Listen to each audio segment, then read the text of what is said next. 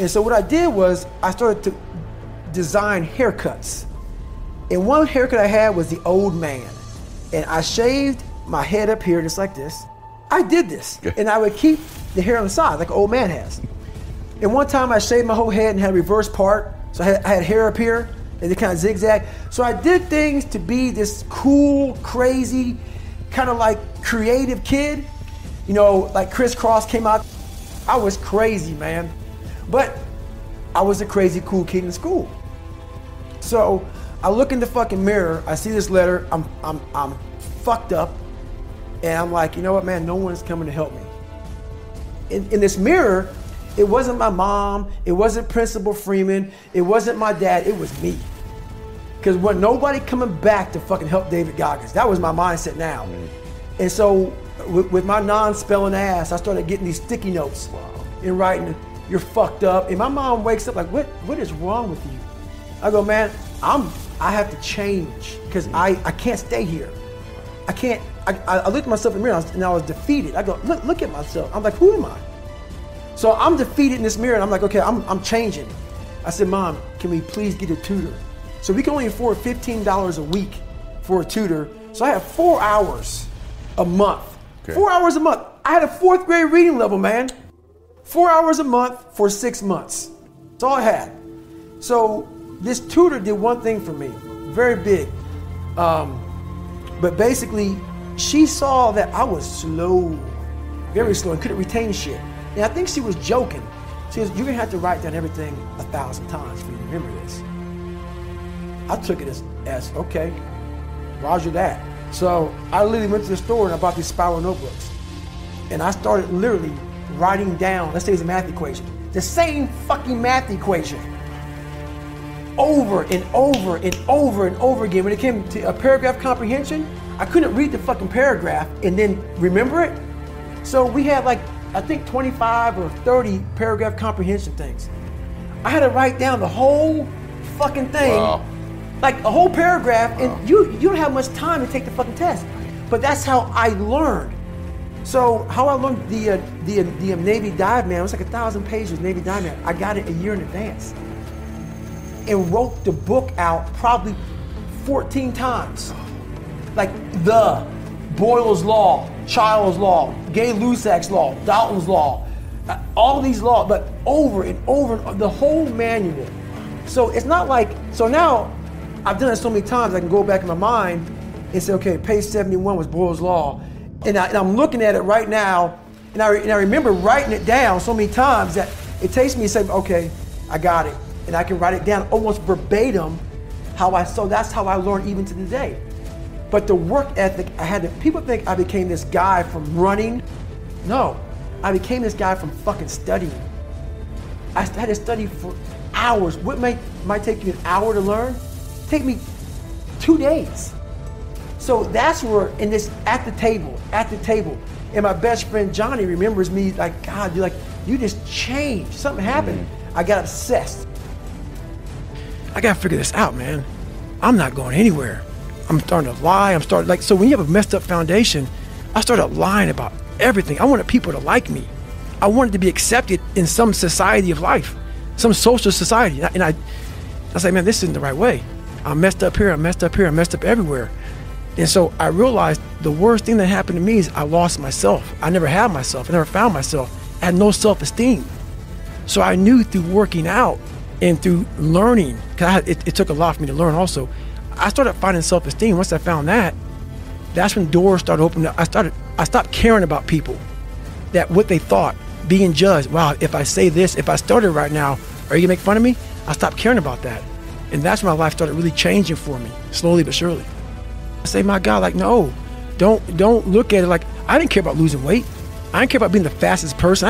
I wasn't making the Olympics. I wasn't going to pros. I could barely read and write when I was in a junior in high school. I wasn't going anywhere. I saw working out as a way for me to build calluses on my mind. I had to callous over the victim's mentality. So I watched these movies. I talked about Rocky last time I was on here. I always equated training to mental toughening. Like, it always looked brutal. People waking up early and doing all these things, and it looked horrible. I was like, wow, man, I gotta start doing that. not to get better, bigger, and stronger, but that is what's going to build me. That looks uncomfortable. That looks brutal. And getting up early, I don't want to do that. So I made this long list of things that I don't want to do. And through that, I found myself. I started, I'm like, you guys aren't doing this shit in high school. You guys aren't getting up at 5 o'clock in the morning, running over here in this golf course. So I started seeing myself very differently than the average human being. I was like, hang on a second. I have something they don't have. And that's when I started to develop these things through working out. It was this great, never-ending work ethic. And through work ethic, I developed self-esteem.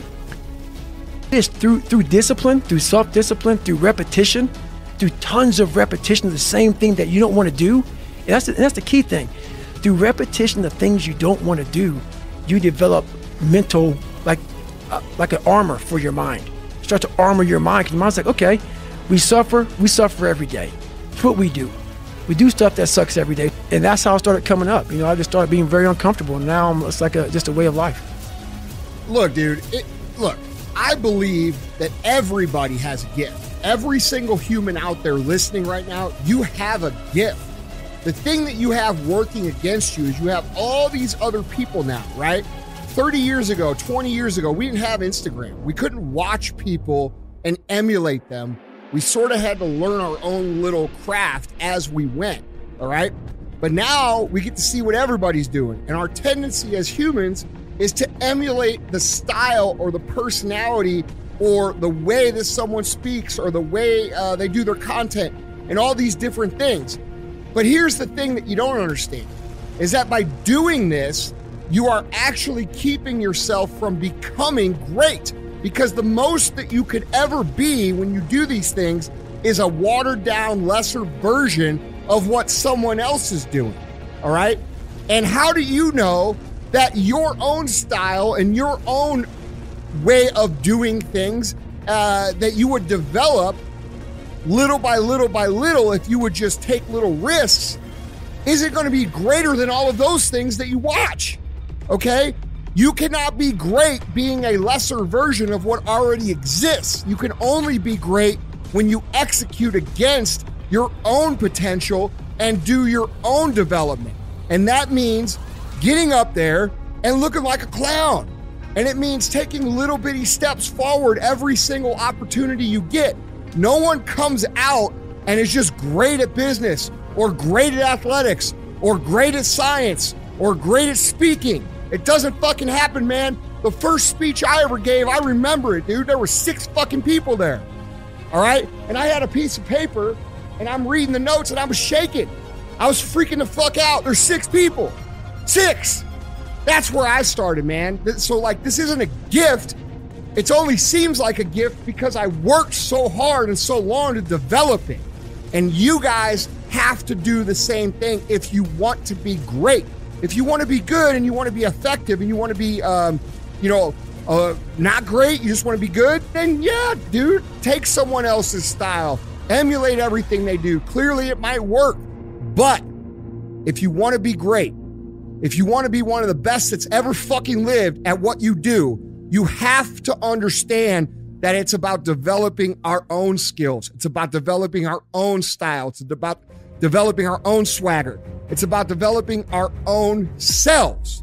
And we don't do that when we constantly look at other people and admire them or look at them for an example or steal their shit, like so popular out there these days. So if you want to be great, guys, you have to put in the work. You have to put in the talent. It's not that everybody doesn't have the potential. Everybody has the potential. It's just they're not developing it because there's too much distraction out that we didn't have 20 years ago. So when I'm coming up, dude, I don't have people to look at. We didn't have the internet. We didn't have social media.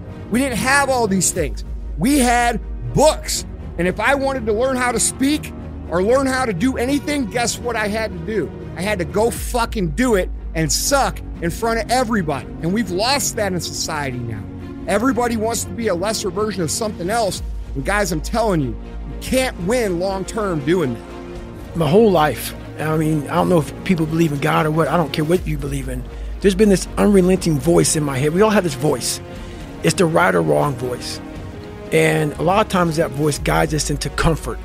And my voice guided me into comfort a lot. But I have this other voice I heard my whole life. saying, hey, motherfucker, what are you doing? Nah, man, we got to go over here. We got to go over here to that rock pile over in the fucking corner where nobody's at. That's where victory's at.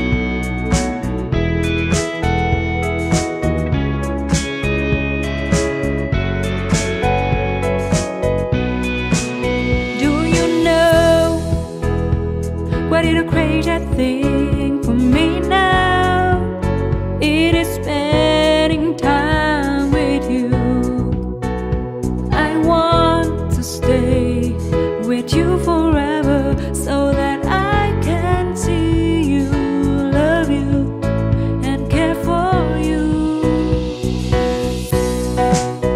I feel magical when you are around me. I feel that there is a connection of the heart and soul. Your love gives me a fire that I can internally feel.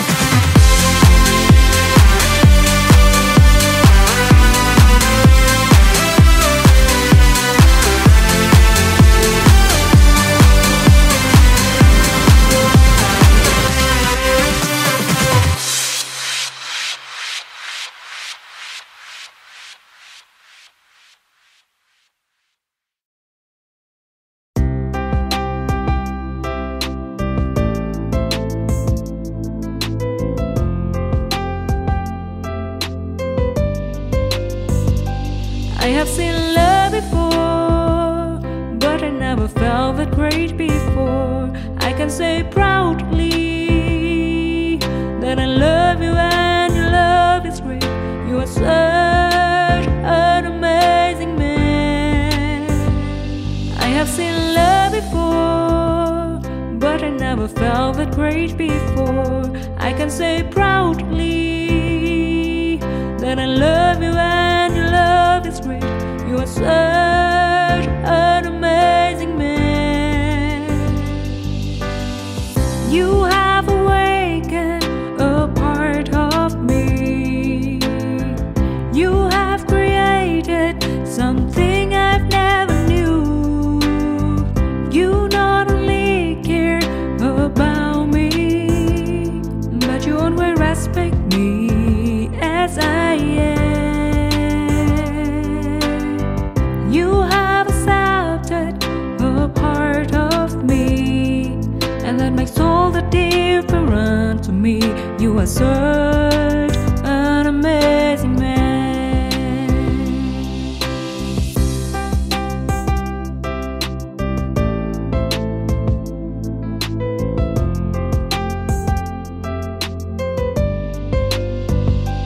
I have seen love before, but I never felt that great before. I can say proudly that I love you and your love is great. You are such an amazing man. I have seen love before, but I never felt that great before. I can say proudly that I love you and your love is great. You are such an amazing man. You have awakened a part of me. You have created something I've never knew. You not only care about me, but you always respect me as I am. You have accepted a part of me, and that makes all the difference to me. You are such an amazing man. You have awakened a part of me. You have created something I've never knew. You not only care about me, but you always respect me as I am. You have accepted a part of me, and that makes all the difference to me. You are so